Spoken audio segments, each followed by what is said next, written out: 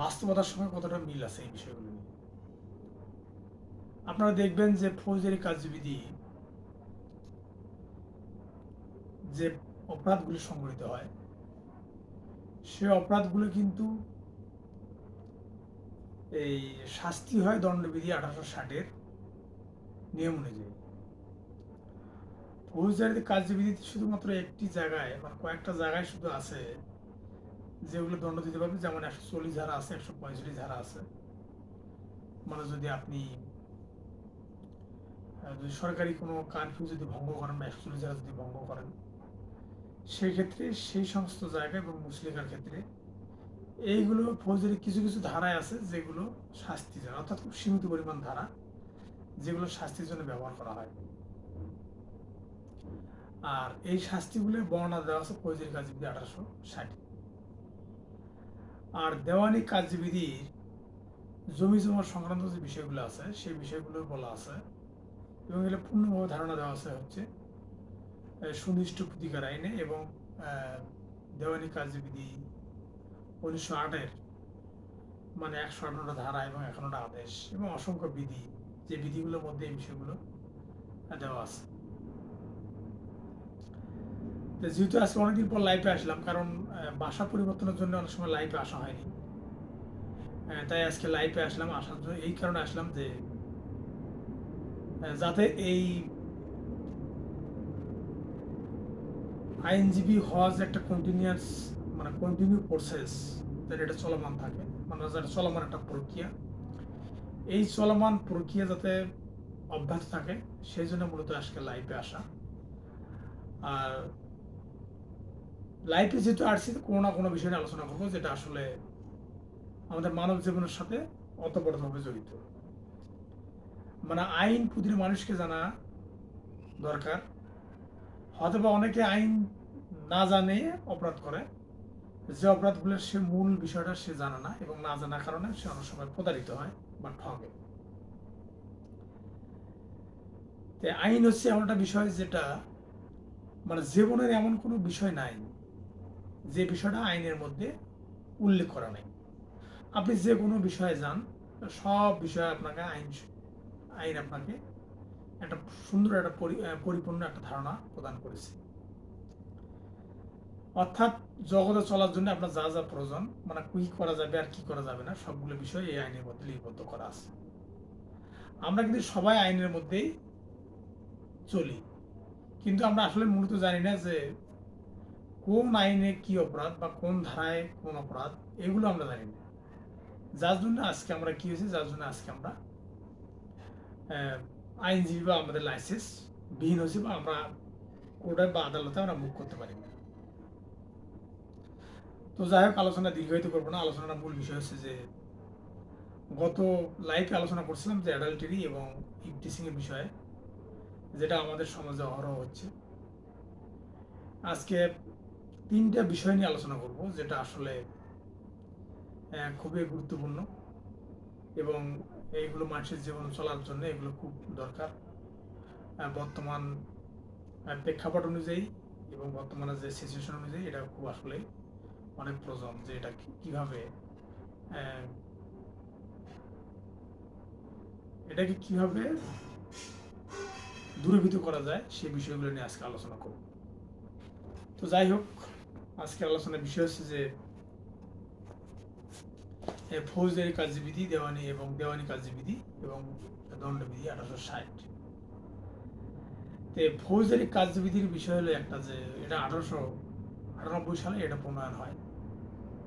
এই ফৌজদারি কার্যবিধি হলো আছে অপরাধের বিবরণগুলো, মানে মানুষ কি ধরনের অপরাধ করতে পারে সেই বিবরণগুলো সম্পর্কে বলা আছে এই ফৌজদারি কার্যবিধি। আর এইটা হলো দণ্ড দেওয়া হয় মূলত দণ্ডবিধি 1860-এর নিয়ম অনুযায়ী। ফৌজদারিতে অপরাধ সংগঠিত হবে, আর দণ্ডবিধিতে যা কি হবে সেটা সেটাকে সেটাকে বহিঃপ্রকাশ ঘটবে দণ্ডবিধি অনুযায়ী। তো যাই হোক, ফৌজদারি কার্যবিধিতে পুলিশের কিছু নিয়ম আছে, যেমন আমরা এফআইআর করি, জিডি করি, তারপর হচ্ছে যে এফআইআর, জিডি, তারপর নালিশ, এগুলো বিভিন্ন কিছু আমরা করে থাকি। তা এই বিষয়গুলো ফৌজদারি কার্যবিধির নিয়ম অনুযায়ী হয়ে থাকে। তা ফৌজদারি কার্যবিধির নিয়মের মধ্যে মানে ৫৪ ধারার মধ্যে আছে যে পুলিশ বিনা পরোয়ানায় গ্রেপ্তার করতে পারে ৯টা ক্ষেত্রে, এবং থানার ওসি বিনা পরোয়ানায় গ্রেপ্তার করতে পারে ৩টে ক্ষেত্রে, টোটাল ১২টা ক্ষেত্র আছে। এই 12টা ক্ষেত্রেই পুলিশ মূলত মানুষকে বিনা পরোয়ানায় গ্রেপ্তার করতে পারে। তো এখন বিষয় হলো যে একজন ভালো মানুষকে পুলিশ গ্রেপ্তার করতে পারে কিনা। তাহলে পুলিশ যদি বিনা পরোয়ানায় গ্রেপ্তার করতে পারে, এটা ফৌজদারি কার্যবিধি ১৮৯৮ ৫৪ ধারায় উল্লেখ করা আছে। কিন্তু একজন ভালো মানুষকে পুলিশ গ্রেপ্তার করতে পারবে কিনা সে বিষয়টা নিয়ে আজকে বিস্তারিত আলোচনা করবো। সেটা হচ্ছে ফৌজদারি কার্যবিধি ১৮৯৮ ৫৪ ধারায় এই বিষয়টা বলা আছে। সেখানে বলা আছে যে যদি কোনো আমলযোগ্য অপরাধের সাথে জড়িত আছে, মানে অর্থাৎ আমলযোগ্য, তার মানে অপরাধের কিছু ধরন আছে যে কোনটা আমলযোগ্য আর কোনটা আমল অযোগ্য, কোনটা জামিনযোগ্য কোনটা জামিন অযোগ্য। তাহলে আমলযোগ্য বিষয়টা হচ্ছে এমন যে মামলাটা মানে থানায় মানে আমল, অর্থাৎ থানা কি করবে, এটা আমলে নেবে, অর্থাৎ সে মনে করবে আমলযোগ্য বাংলা হচ্ছে যে সে নিজে নিয়ে এটা হ্যান্ডেলিং করবে বা নিজে এটা কি করবে, এটা অবজারভেশন করবে যে এটা আসলে কতটুকু করা যাবে এবং কতটুকু করা যাবে না। কোনো আমলযোগ্য অপরাধের সাথে জড়িত আছে যুক্তিসঙ্গত সন্দেহ রয়েছে, তার মানে যদি কেউ যা থানায় সংবাদ দিল যে এখানে একজন ডাকাত বা একজন দস্যু বা একজন চোর বা একজন ছিনতাইকারী এই ধরনের কাজ করার ঢুকছে বা এই গ্রামে ঢুকছে বা এই গ্রামে এই ধরনের কাজ করার সম্ভাবনা আছে, তাহলে পুলিশ কিন্তু কি করবে, আমলযোগ্য এটা আমলে নিয়ে সেই লোকটাকে ধরতে পারবে। তাহলে এখন এই লোকটাকে ধরতে পারবে কিভাবে, যে ইনি শুনছে যে এই লোকটা চুরি করার উদ্দেশ্যে বা কোনো ক্ষতি করার উদ্দেশ্যে এই গ্রামে প্রবেশ করছে, সেই জন্যই কিন্তু পুলিশ তাকে ধরতে পারবে। এটা হলো আমলযোগ্য। অর্থাৎ আপনি যদি পুলিশকে খবর দেন যে আমাদের গ্রামে একটা এই ধরনের চুরি হওয়ার বা ছিনতাই হওয়ার বা কোনো অপরাধ সংগঠনের যদি কোনো পায়তারা হয়ে থাকে, সেক্ষেত্রে এই যে অপরাধ সংগঠনের সাথে যারা জড়িত থাকে তাদেরকে পুলিশ মানে আমলে নিয়ে তাদেরকে গ্রেপ্তার করতে পারবে। তাহলে এই যে গ্রেপ্তার পুলিশ করলো, এটা তো কোনো মামলা হয়নি, মামলা না হয় পুলিশ কি করবে, গ্রেপ্তার করতে পারবে। তাহলে এই যেটা বলা হয়েছে যে আমলযোগ্য, যদি কোনো আমলযোগ্য অপরাধের সাথে জড়িত আছে যুক্তিসঙ্গত কারণ থাকে, তাহলে পুলিশ কি করতে পারবে, এটা বিনা পরোয়ানায় গ্রেপ্তার করতে পারবে। তো এই হলো একটা বিষয়। যেহেতু এখানে 12টা বিষয় আছে ৫৪-৫৫ ধারাতে, এই 12টা বিষয়ের মধ্যে একটা বিষয় হলো যে আমলযোগ্য অপরাধের সাথে জড়িত আছে এরকম ব্যক্তি যদি কেউ জড়িত ব্যক্তিকে পুলিশ গ্রেপ্তার করতে পারবে। ২ নম্বর হচ্ছে যে যদি কোনো ব্যক্তির কাছে দেখা যায় যে ঘর ভাঙার সরঞ্জাম, অর্থাৎ আগে যখন এটা ১৮৯৮ সালে যখন এই ফৌজদারি কার্যবিধি যখন প্রণয়ন করা হয়, ঠিক সেই সময় ওই সময় ঘরের মানে শিং, অর্থাৎ ঘরের যে মানে শীতল চোরটাকে বলা হয়, যে ঘরের নিচ দিয়ে সুড়ঙ্গ করার জন্য যে হাতের পাতি বা যন্ত্রপাতি প্রয়োজন সেগুলো ব্যবহার করত, যেমন কোদাল, তারপর হচ্ছে যে সব্বল, মানে যেটা ঘরের আর কি ঘরের ফুটো করার জন্য আর কি, মানে ঘরের ভিতর ঢোকার জন্য যে কোদাল টোদাল যে যন্ত্রপাতিগুলো ব্যবহার করতো, এইগুলো হচ্ছে আগে ছিল ১৮৯৮ সালে। যেহেতু এটা ১৮৯৮ সালে এটা প্রণয়ন করছে, তো সেই অনুযায়ী ওই সময় এইগুলো প্রচলন ছিল যে যেহেতু এত ইট অ্যাভেলেবল ছিল না, এত বিল্ডিং ছিল না, তখন ওই সময়কার মানুষের ঘরে চুরি হওয়ার একটা সম্ভাবনা ছিল যে ঘরের যে ঢোকার ব্যবস্থা বা ঘরে ঢোকার যে সরঞ্জাম সেগুলো তারা ব্যবহার করত। তো এইরকম ঘর ভাঙ্গার মানে ঘরে প্রবেশ করার যে সরঞ্জাম, অর্থাৎ ঘরে প্রবেশ করার যে যন্ত্রপাতি, সেগুলো যদি পাওয়া যেত কোনো ব্যক্তির কাছে, আর এবং সেই ব্যক্তি যদি কোনো জবাবদিহি ভালো মতো করতে না পারতো, তাহলে সেই ধরনের ব্যক্তিকে পুলিশ কি করতে পারবে, আটক করতে পারতো। তাহলে ঘর ভাঙ্গার সরঞ্জাম যার কাছে পাওয়া যেত তাকে আটক করতে পারে পুলিশ। এটাও একটা এই ৫৪ ধারা যে বিনা পরোয়ানায় গ্রেপ্তারের যে ১২টা যে ধরন আছে তার মধ্যে এটা একটা। আর ৩ নম্বর হচ্ছে যে অপরাধী ঘোষিত হলে, মানে যদি কোনো ব্যক্তি যদি অপরাধী ঘোষিত হয়, অর্থাৎ তিনি একটার পর এক অপরাধ করে যাচ্ছেন, যদি আদালত থেকে তাকে ঘোষণা দেওয়া হয় যে এটা অপরাধকারী বা অপরাধী। যেমন দেখবেন যে আপনারা থানায় গেলে দেখবেন থানায় কিছু লিস্ট দেওয়া থাকে, কোনো মানে অনেক ব্যক্তি হয়তোবা যারা থানায় গেছেন তারা আমাদের বিষয়টা দেখেছেন যে ডিউটি অফিসারের সামনে একটা নোটিশ বোর্ড থাকে। ওই নোটিশ বোর্ডের সামনে দেখবেন যে কিছু কিছু লোকের ছবি দেওয়া আছে, তার মানে একটা চিহ্নিত অপরাধী। তার মানে এই সমস্ত ব্যক্তিকে আদালত মানে পুলিশ যে কোনো সময় গ্রেপ্তার করতে পারে। এটা ৩ নম্বর গেল। আর ৪ নম্বর হচ্ছে চোরাই মাল পাওয়া গেলে। যে চোরাই মাল পাওয়া গেলে তার মানে চোরাই মাল অর্থ হচ্ছে যে হয় চুরি করেছে, না হয় কোনো লোকের কাছ থেকে এই মালটা কি করছে, সে চোরাই মাল গ্রহণ করছে। তাহলে এই সমস্ত লোককে পুলিশ কি করতে পারে, বিনা পরোয়ানায় বিনা ডকুমেন্টে বা বিনা নোটিশে গ্রেপ্তার করতে পারবে। আর ৫ নম্বর হচ্ছে পুলিশ অফিসারের কাজে বাধা দিলে। পুলিশ অফিসার একটা গুরুত্বপূর্ণ কাজে কোথাও যাচ্ছে, আপনি সেখানে গাছ ফেলে দিয়ে রাস্তা ব্লক করে দিয়েছেন, তাহলে পুলিশ অফিসারের কাজে বাধা দিলে তাহলে সেক্ষেত্রে পুলিশ এই বিনা পরোয়ানায় গ্রেপ্তার করতে পারবে। আর ৬ নম্বরটা হলো সশস্ত্র বাহিনী হতে পলায়ন করলে। তার মানে আপনি আর্মিতে বা পুলিশে চান্স পাইছেন এবং ট্রেনিং করতেছেন, ট্রেনিং শেষ করে আসার পর আপনি আর যান না, তাহলে এই সমস্ত ব্যক্তিকে কি করতে পারে, পুলিশ গ্রেপ্তার করতে পারবে। কি জন্যে? কারণ আপনি যখন পুলিশে জয়েন করছেন বা আর্মিতে জয়েন করছেন, ঠিক সেই সময় আপনার কাছে কমিটমেন্ট দেওয়া আছে এবং সেই অনুযায়ী সরকার আপনাকে ট্রেনিং করেছে। এখন ট্রেনিং করার পর আপনি ১ বছর বা ৬ মাস ট্রেনিং করার পর দেখা যায় আপনি জয়েন করতেছেন না, সেই ক্ষেত্রে পুলিশ আপনাকে কি করতে পারে, বিনা পরোয়ানায় গ্রেপ্তার করতে পারবে। তারপর ৭ নম্বর হচ্ছে বাংলাদেশের বাইরে আমলযোগ্য অপরাধ করলে। তারপর আপনি বিদেশে গেছেন, বিদেশে যাওয়ার পর আপনি কোনো চুরি সংগঠিত করেছেন বা কোনো অপরাধ সংগঠিত করেছেন। এখন এই চুরি বা আমলযোগ্য কোনো অপরাধ সংগঠিত করার পর মানে যে অপরাধ আপনি যার অপরাধ অর্থাৎ বিদেশের যে জায়গায় আপনি অপরাধ সংগঠিত করেছেন, সেই লোক থানায় তথ্য দেওয়ার আগে আপনি বিদেশ থেকে পালিয়ে আসছেন,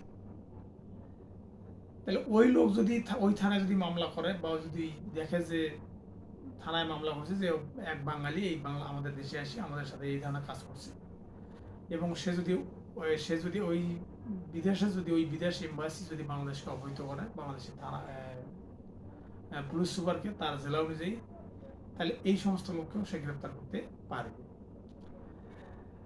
তারপর মুক্তিপ্রাপ্ত আসামি ৫৬৫ ধারা ভঙ্গ করলে, মানে রিলিজ কনভেক্ট, তার মানে আপনাকে একটা মামলায় জামিন দেওয়া হয়েছে, জামিন দেওয়ার পর ঠিক একই ধরনের অপরাধ আপনি আবার সংগঠিত করেছেন, তখন বা অর্থাৎ অন্য কোনো অপরাধ সংগঠিত করেছেন, সেই ক্ষেত্রে পুলিশ আপনাকে কি করতে পারবে, গ্রেপ্তার করতে পারবে।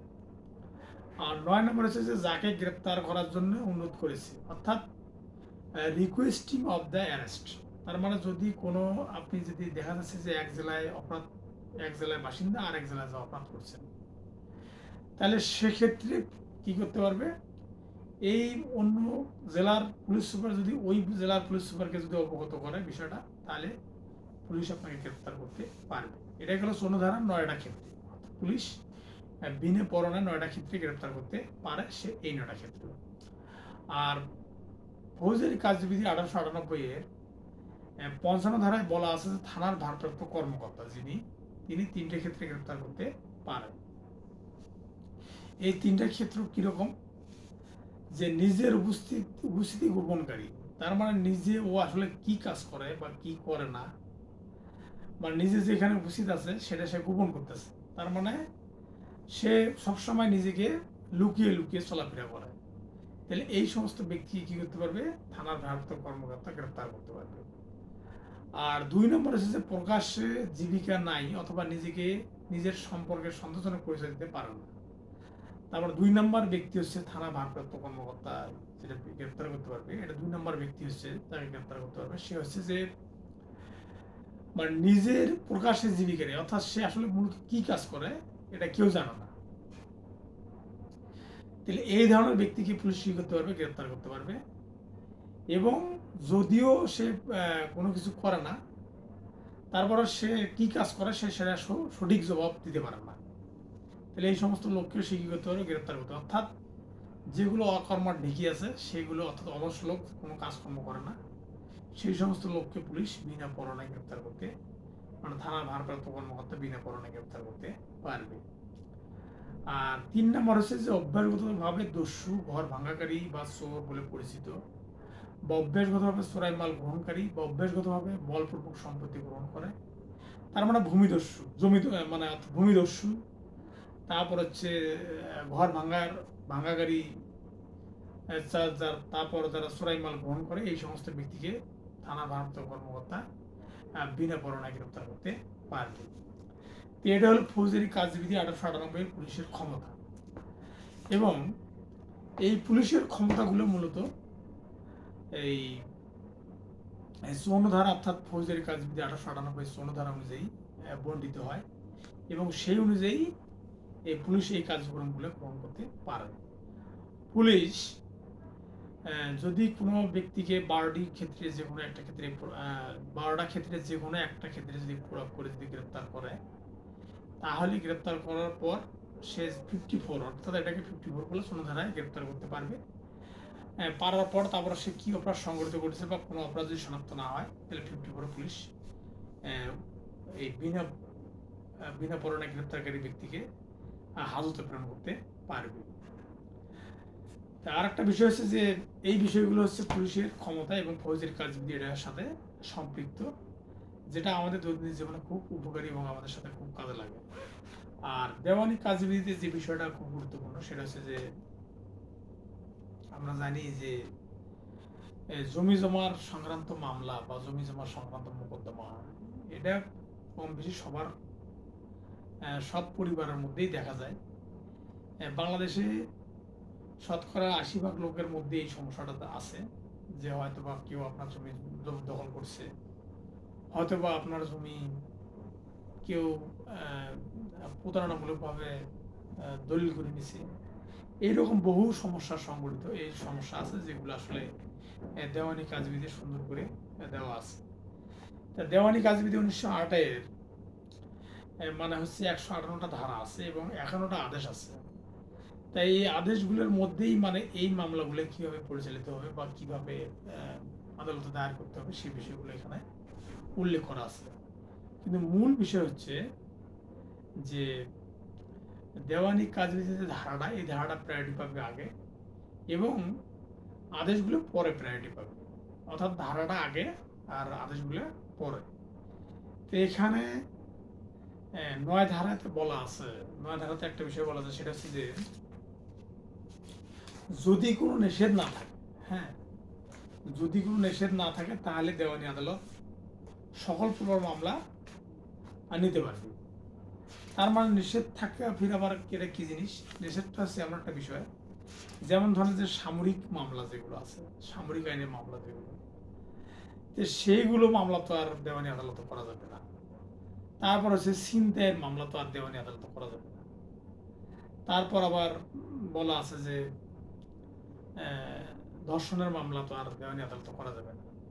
মানে দেওয়ানি আদালতে করা যায় মূলত দেওয়ানি ভূপতি মোকদ্দমা, মানে দেওয়ানি ভূপতির মোকদ্দমা ভিত্তিক যে মামলাগুলো। এখানে দেওয়ানি প্রকৃতির মোকদ্দমার মামলাগুলো বলতে কোন মামলাটাকে বোঝায়, সেটা হচ্ছে রাইট টু প্রপার্টি।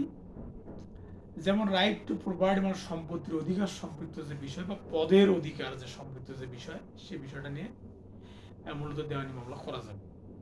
আর এই দেওয়ানি মামলার পূর্ণাঙ্গতা পেয়েছে হচ্ছে সুনির্দিষ্ট প্রতিকার আইন 1877 সালের যে আইনটা আছে সেই আইনের মধ্যে এইগুলোর প্রতিফলিত হয়েছে। তো এখানে দেওয়ানি প্রকৃতির মোকদ্দমা বলতে কোনগুলো মোকদ্দমা বোঝায়, এখানে প্রথমে আছে যে সত্ত্বের মোকদ্দমা। সত্ত্বের মোকদ্দমা কি? সত্ত্বের মোকদ্দমা আছে জমি জমা সংক্রান্ত মোকদ্দমা। আর দ্বিতীয়ত হচ্ছে যে দ্বিতীয় যে বিষয়টা আছে সেটা হচ্ছে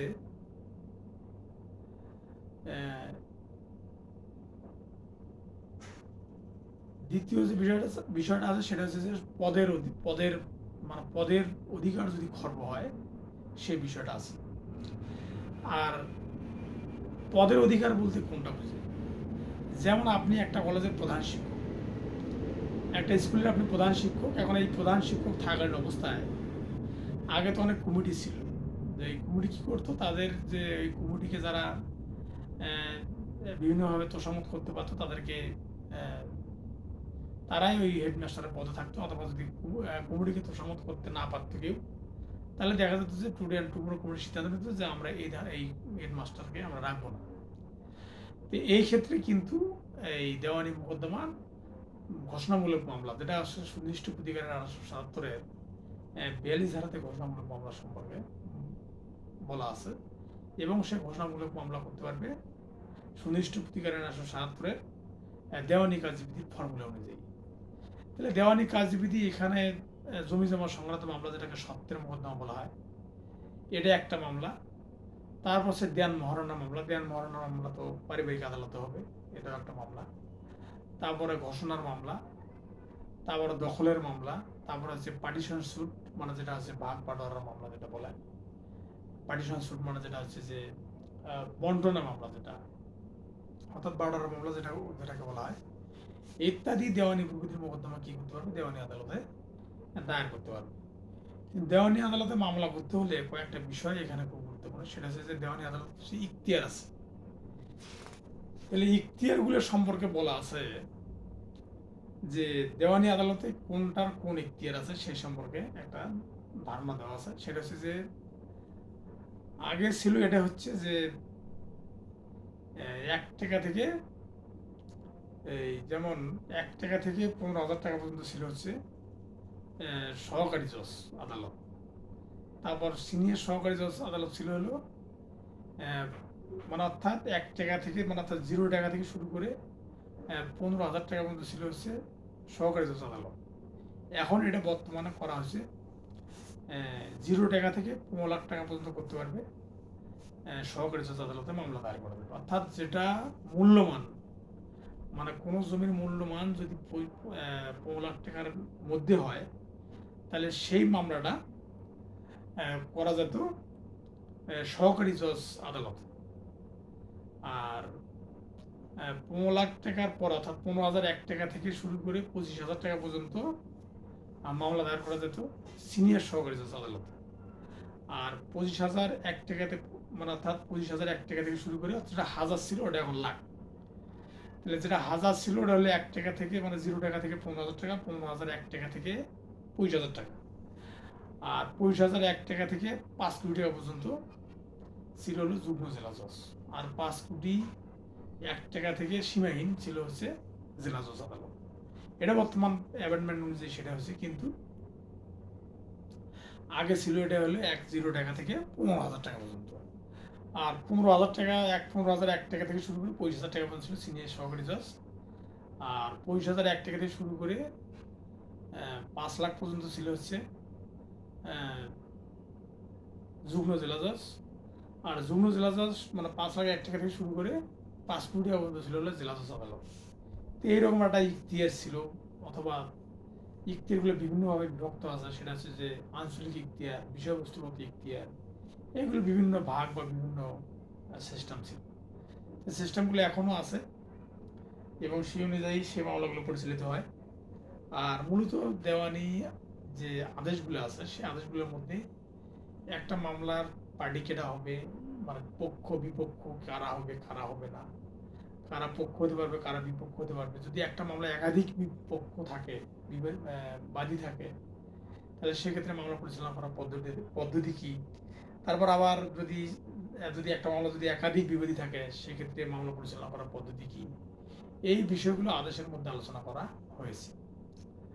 তো যাই হোক, যদি আদেশগুলো যদি পড়েন তাহলে মোটামুটি একটা মানে বাদী মামলা পরিচালনা করার কি রকম, কিভাবে পরিচালনা করবে, কিভাবে পরিচালিত হবে, তারপর বাদীকে বাদ দেওয়া, বাদীকে সংযুক্ত করা, এই বিষয়গুলো এখানে সংক্ষিপ্ত করা হয়েছে, যেটা হলো দেওয়ানি কার্যবিধি এক আদেশের মধ্যে এই বিষয়গুলো বলা আছে। তো এটা ছিল হচ্ছে দেওয়ানি সম্পৃক্ত মামলা।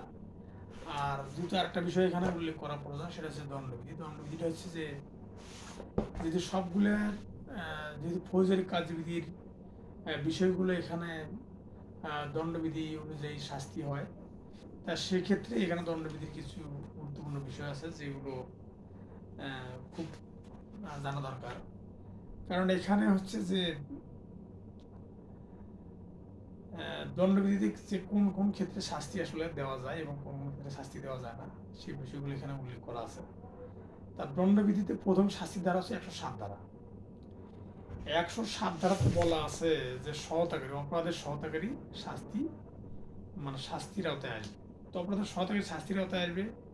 এখন যদি মানে কয় বছর শাস্তি হবে বা কত বছর জেল হবে, কত বছর জরিমানা হবে, কি হবে না হবে, সেই বিষয়গুলো বলা আছে।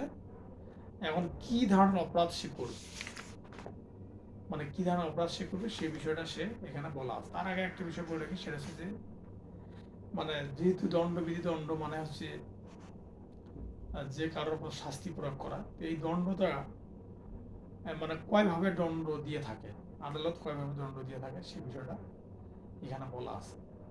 তাহলে দণ্ডবিধি 1860-এর 53 ধারাতে বলা আছে দণ্ড সমূহ মানে আগে ছিল 6 ধরনের দণ্ডের কথা, মানে আদালতে আগে 6 ধরনের দণ্ডের কথা ছিল, কিন্তু সেটাকে মডিফিকেশন করে বা সংশোধন করে এখন বর্তমান 5 ধরনের দণ্ডের কথা উল্লেখ আছে।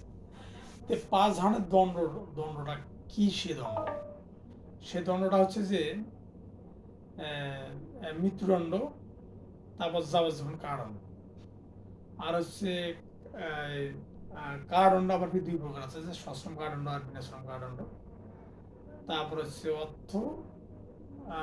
অর্থ বাজেয়াপ্তকরণ, বা হচ্ছে যেটা সম্পত্তি আছে, এই সম্পত্তিতে মানে সম্পত্তি ক্রোধ করে একটা দণ্ড, মানে সম্পত্তি আটক বা গ্রেপ্তার করে, এটা এক প্রকার দণ্ডের মধ্যে পড়ছে। তাহলে এখানে বলা আছে মৃত্যুদণ্ড, তারপরে যাবজ্জীবন কারাদণ্ড,